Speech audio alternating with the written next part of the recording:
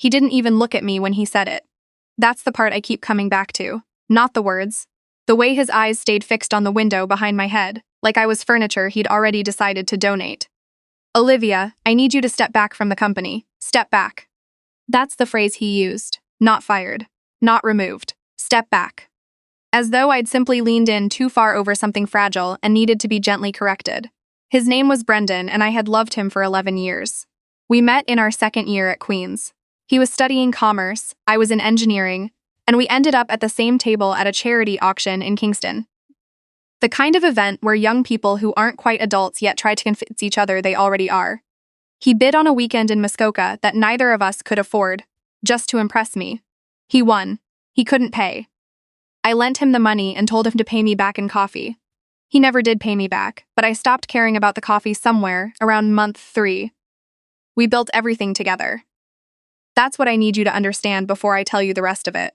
Northgate Solutions wasn't his company that I helped with. It was ours. Started in the spare bedroom of our apartment in Leslieville with a second-hand whiteboard and 2 laptops that took 11 minutes to boot. I wrote the original architecture. I wrote the pitch deck.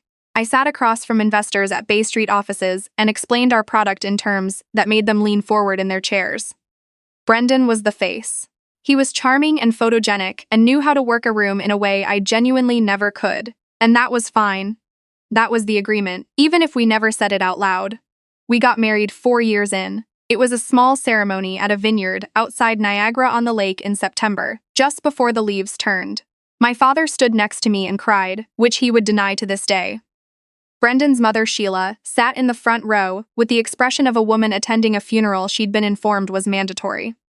Sheila never liked me. She didn't try to hide it particularly well, either. She thought I was too corporate, which I came to understand was her way had opinions and didn't keep them to myself. She wanted Brendan to marry someone softer, someone who would let him be the smartest person in every room they shared together. She got me instead, and she spent 7 years, making sure I knew she considered this a consolation prize. But I stayed. I stayed because I loved Brendan, and because I genuinely believed that what we'd built meant more than the uncomfortable dinners and the pointed comments about my aggressive communication style. I was wrong about so many things. I noticed the change about 18 months before the end. Small things at first.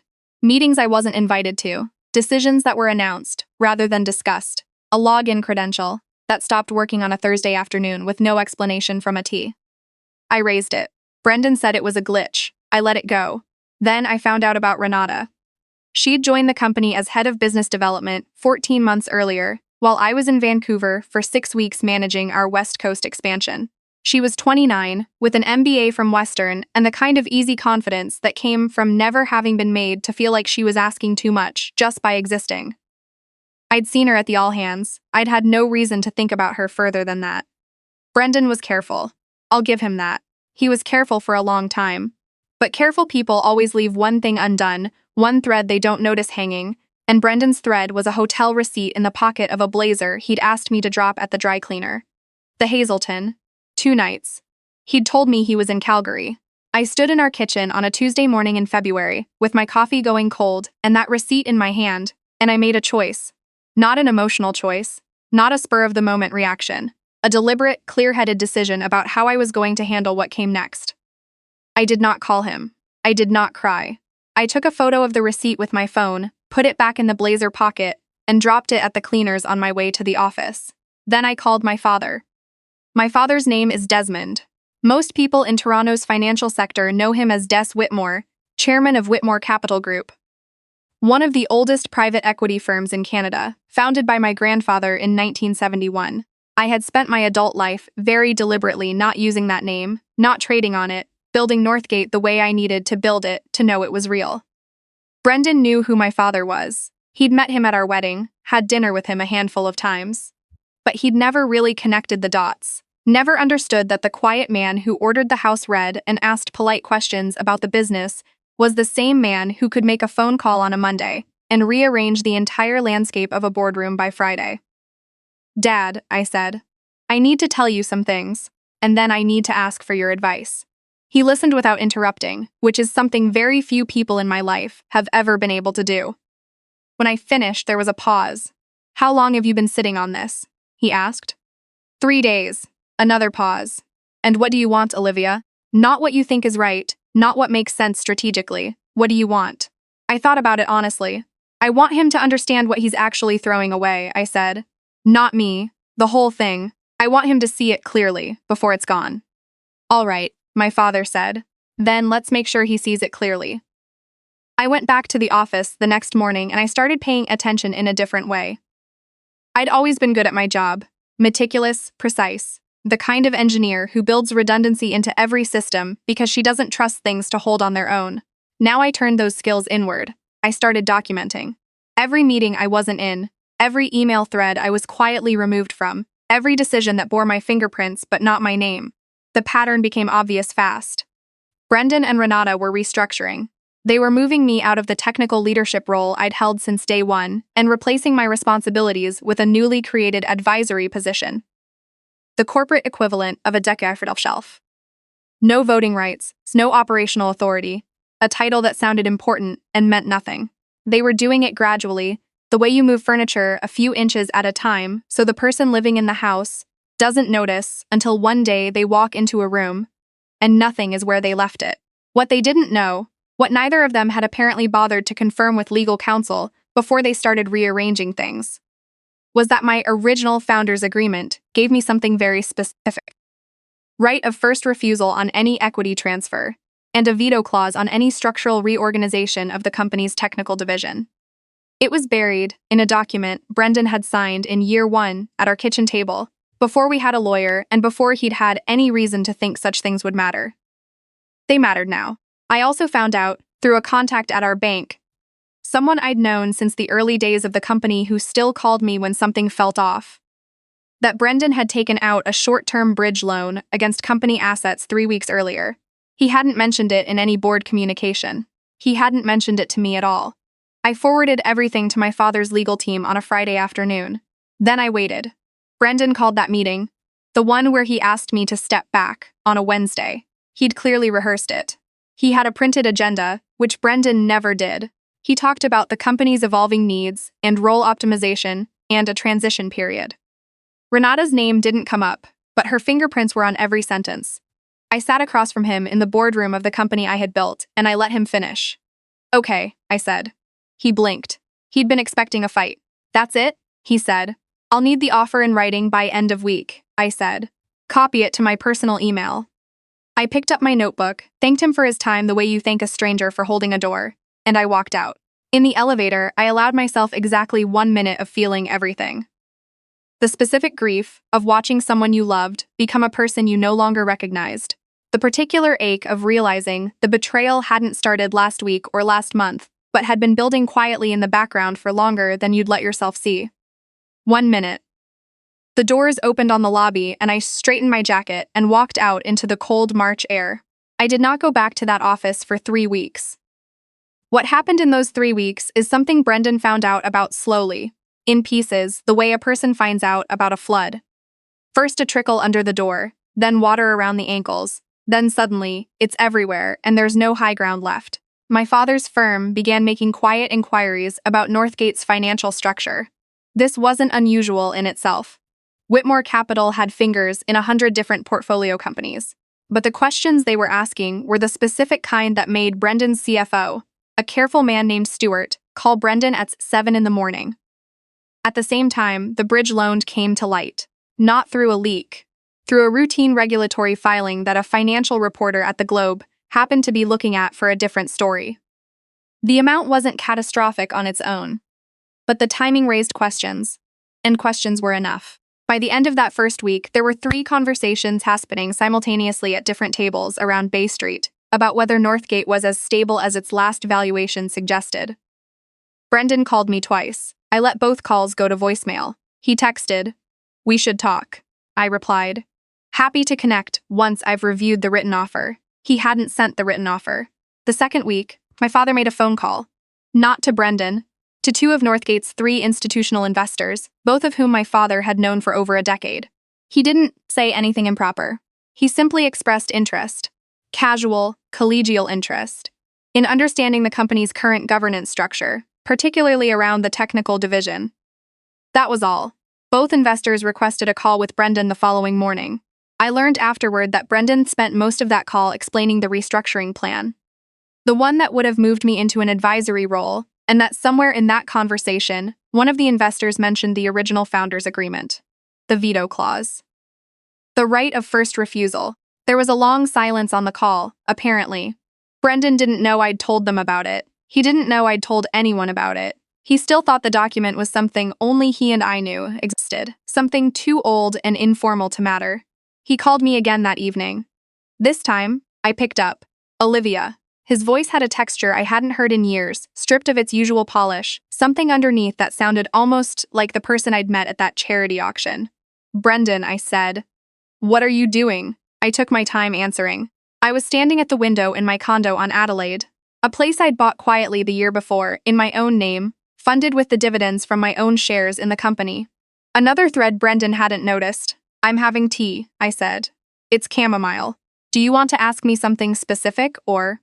The investors called me today. Olivia, if you're trying to blow this up.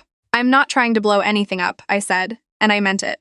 I just needed certain people to understand what's actually in the foundation before they made decisions about the structure. That's all. You can't build on ground you haven't tested. The pause that followed was long enough that I moved to my sofa and sat down. We can renegotiate, he said finally. The restructuring proposal. We can revisit it. I know we can, I said. So what do you want? And there it was. The same question my father had asked me, months earlier. What do you want, Olivia? I want what was already mine, I said. Nothing more, nothing less. My title, my role, my operational authority, all of it reinstated, formally, in writing, with board acknowledgement, and the bridge loan gets disclosed to the full board by end of next week. Or I exercise my veto on the restructuring and we have a much longer conversation. Another silence. And personally, he asked. Quieter now. That's a separate conversation, I said. And honestly, Brendan, I don't think you want to have it tonight. He didn't. We had it 3 weeks later, in the office of a mediator in Yorkville. We were both calm. We were both, I think, tired in the specific way that comes after a very long time of pretending something is working when you both privately know it isn't. Renata's name came up twice. Both times I let it pass without comment. There was nothing I needed to say about Renata that my silence couldn't say better. The separation agreement was signed in May, on a Tuesday in the afternoon. My lawyer was a woman named Constance, efficient, meticulous, with a dry sense of humor that came out exactly twice during the process, who had negotiated terms I was more than satisfied with. I walked out of that building into a warm Toronto afternoon and stood on the sidewalk for a moment, feeling something I struggled to name. Not happiness exactly. Not relief, though that was part of it. It was more like the specific feeling of putting down a weight you've been carrying for so long that you'd forgotten it wasn't just part of your body. The board reinstated my role the following Monday. The announcement went out to the company all staff at 9 in the morning. Stuart came by my office at 9:15 to bring me a coffee. Just materialized in my doorway with 2 cups and said, "Welcome back," in the understated way that Canadians communicate enormous things. I found out later, through someone at the company who told me, because they thought I'd want to know, that Brendan had come into the office that Monday and seen the all-staff email, and sat at his desk for a very long time without moving. That he'd printed out the announcement and read it twice. That Renata had called him around noon and he'd let it ring. I don't know if any of that is entirely true. People tell you the version of events that they think you need. But I think something in it is probably real. What I know for certain is this. 2 weeks after the board announcement, one of our institutional investors, the one who had initially been most concerned about governance, reached out directly to me about a potential expansion into the US market. He wanted to understand our technical roadmap. He wanted to talk to the person who'd built the architecture. He wanted to talk to me. We met at a restaurant on King Street West on a Thursday evening. He brought 2 colleagues. I brought my father, which was an unusual choice that I'd thought about carefully. My father said almost nothing for the first hour. He asked one question, near the end of the meal, that reframed the entire conversation in about 45 seconds. Afterward, walking to the parking garage, the investor said to me, "I had no idea you were Des Whitmore's daughter." "It doesn't usually come up," I said. He looked at me for a moment with an expression I couldn't quite read. "You built this entire company without ever using that name." "Yes." "Why?" I thought about it for a second.